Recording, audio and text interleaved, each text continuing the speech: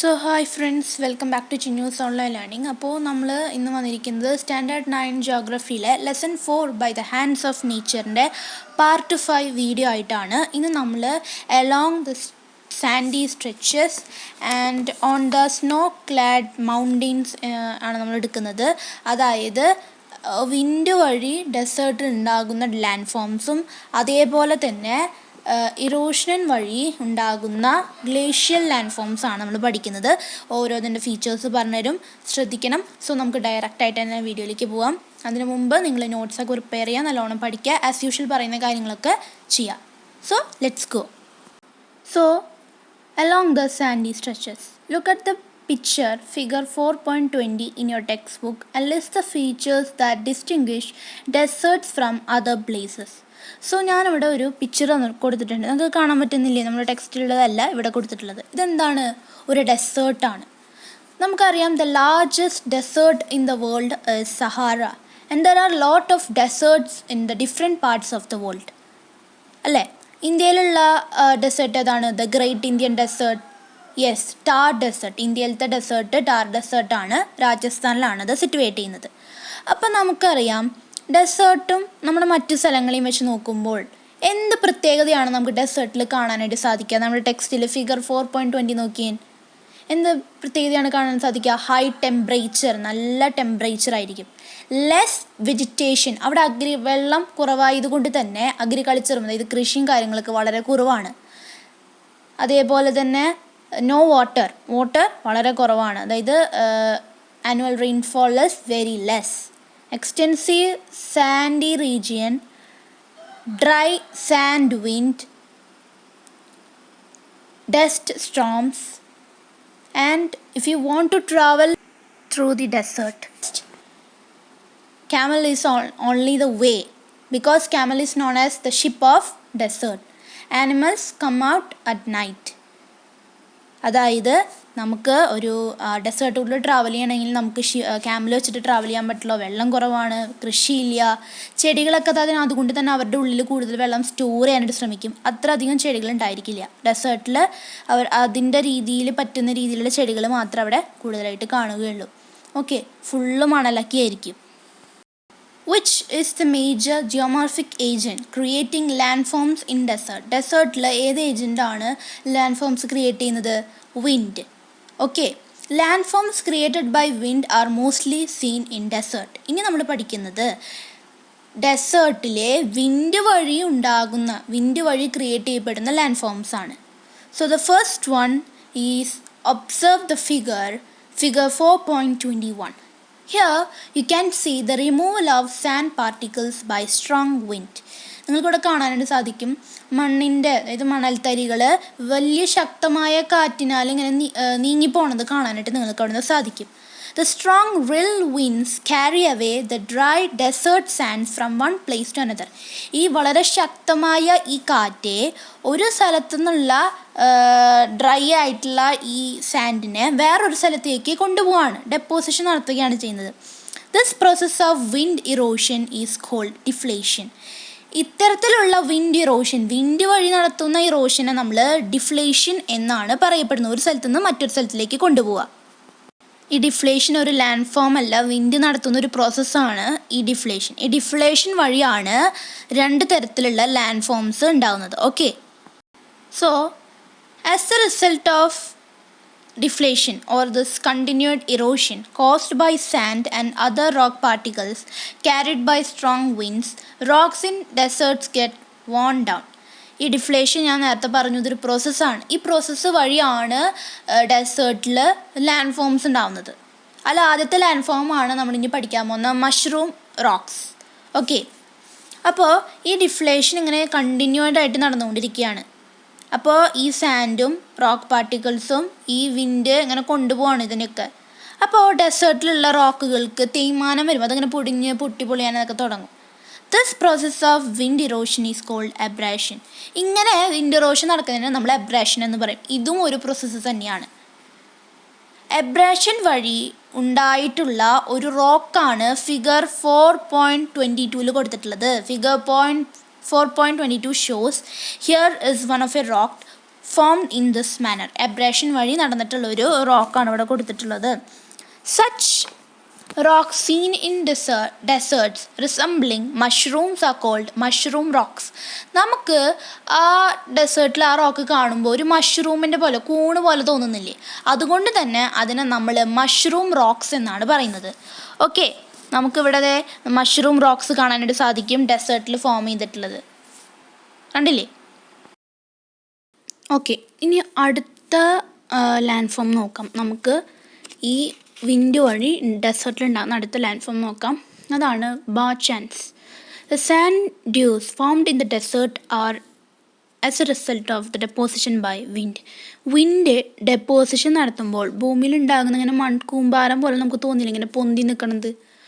അതിനെ ഇത് ഡെപ്പോസിഷനാണ്. വിൻഡിൻ്റെ ഡെപ്പോസിഷൻ വഴി ഉണ്ടാകുന്ന ലാൻഡ് ഫോമാണിത്.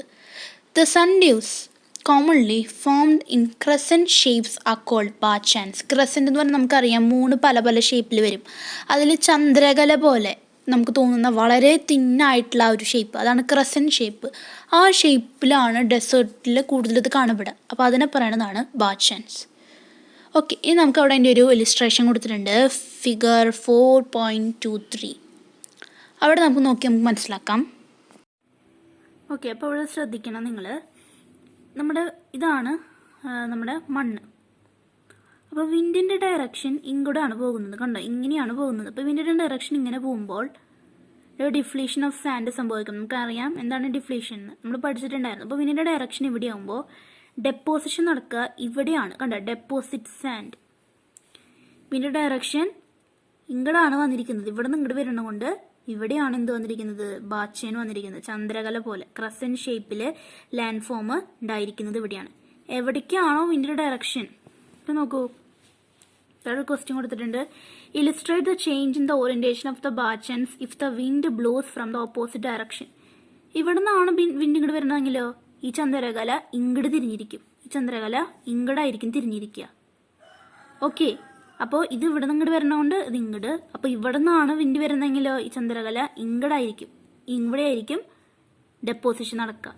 ഓക്കെ, ഇപ്പം നിങ്ങൾക്കിത് മനസ്സിലായിട്ടുണ്ടായിരിക്കാം എവിടെയാണ് അപ്പോൾ ഡെപ്പോസിഷൻ നടത്താമെന്ന്. മനസ്സിലായില്ലേ? അപ്പം നമ്മുടെ ഡെസേർട്ടിൽ ഉണ്ടാകുന്ന ലാൻഡ് ഫോംസ് കഴിഞ്ഞു. ഇനി നമ്മൾ on the snow clad mountains എന്ന് പറഞ്ഞിട്ടുള്ള ന്യൂ ടോപ്പിക്കാണ് എടുക്കുന്നത്. അതായത് ഗ്ലേഷ്യൽ ഇറോഷണൽ ലാൻഡ് ഫോംസ് ആണ് നമ്മൾ നോക്കുന്നത്. 3 തരത്തിലുള്ള ലാൻഡ് ഫോംസ് ആണ് ഉണ്ടാകുന്നത്. അപ്പോൾ നമ്മൾ ആ 3 കുറിച്ച് നമ്മൾ വിശദമായിട്ട് ക്ലാസ്സിൽ പഠിക്കുന്നുണ്ട്. An extensive snow field is Sean in the figure 4.24. ഇവിടെ നമുക്ക് ടെക്സ്റ്റ് ബുക്കിൽ ഒരു ഫിഗർ കാണാം. അതിലൊരു വലിയൊരു സ്നോ ഫീൽഡാണ് കൊടുത്തിട്ടുള്ളത്. Such snow fields are formed by continuous snowfall extending over years. വർഷങ്ങളോളം നീണ്ടു നിൽക്കുന്ന മഞ്ഞുവീഴ്ച കാരണമാണ് ഇങ്ങനെ സ്നോ ഫീൽഡ് ഉണ്ടാവാൻ കാരണം. The snow covered mountains extend over vast areas. അതായത് ഈ സ്നോ കവേർഡ് മഞ്ഞ് മൂടി കിടക്കുന്ന മൗണ്ടെയിൻസ്, നമുക്കറിയാം ഹിമാലയ അങ്ങനെ പല പല പർവ്വതങ്ങളുണ്ട്, മൗണ്ട് എവറസ്റ്റ് അല്ലേ, ഇതൊക്കെ വിശാലമായ ഏരിയയിൽ ഇങ്ങനെ പരന്ന് കിടക്കുന്നതാണ്.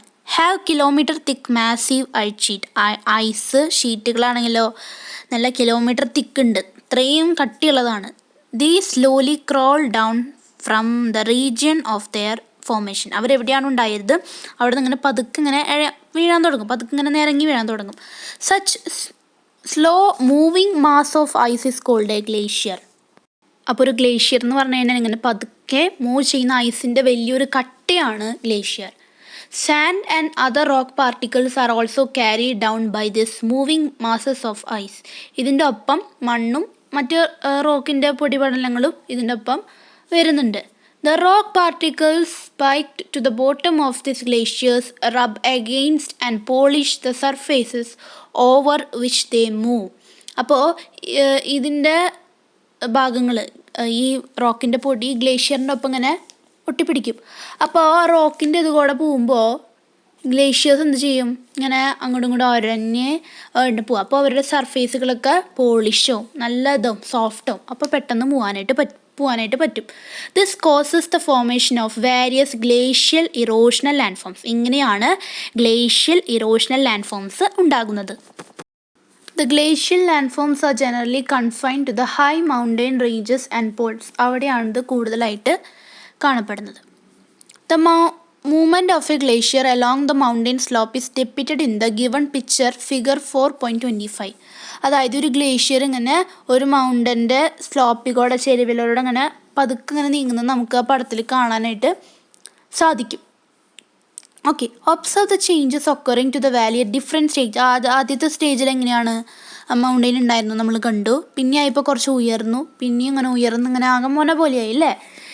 Different types of valleys are shown in the figures are formed by the glacial erosion. Glacier erosion വഴി ഇതേപോലെ ഉണ്ടായിട്ടുള്ള 2 വാലികളുടെ പടമാണ് കൊടുത്തിട്ടുള്ളത്. Figure 4.26 figure 4.27.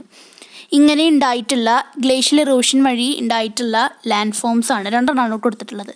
അതിൽ ആദ്യത്തെ figure 4.26 armchair like valleys so formed are called cirques. അതായത് ആം ചെയർ, അതായത് ചെയറിൻ്റെ കൈ പോലെ ഇങ്ങനെ ഉണ്ടാകുന്ന ഒരു വാലികളാണ് നമ്മൾ സിർക്കസ് എന്ന് പറയുന്നത്.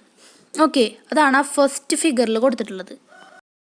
Next figure 4.27. The erosion caused by the continuous movement of glaciers along the valleys curves out steep-sided and flat-bottomed U-shaped valleys.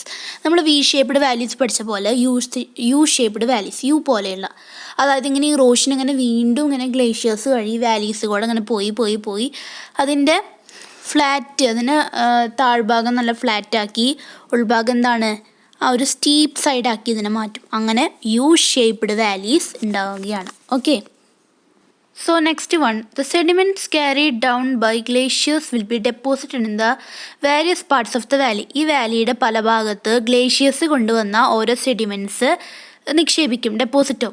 This depositional features by glaciers are called moraines. ഇങ്ങനെ ഗ്ലേഷ്യേഴ്സ് ഡെപ്പോസിറ്റ് ചെയ്യുന്ന ആൾക്കാരെ പറയുന്നതാണ് മൊറീൻസ്. Okay, അത് next പേജിലാണ് അതിൻ്റെ figure ഉള്ളത്. അപ്പോൾ ഇന്ന് നമ്മൾ ഇവിടം വരെയാണ് എടുക്കുന്നത്. ഇനി നമുക്ക് ചെറിയൊരു ഭാഗം കൂടി ഉണ്ട്, നമുക്ക് അടുത്ത ക്ലാസ്സിൽ ഡിസ്കസ് ചെയ്യാം.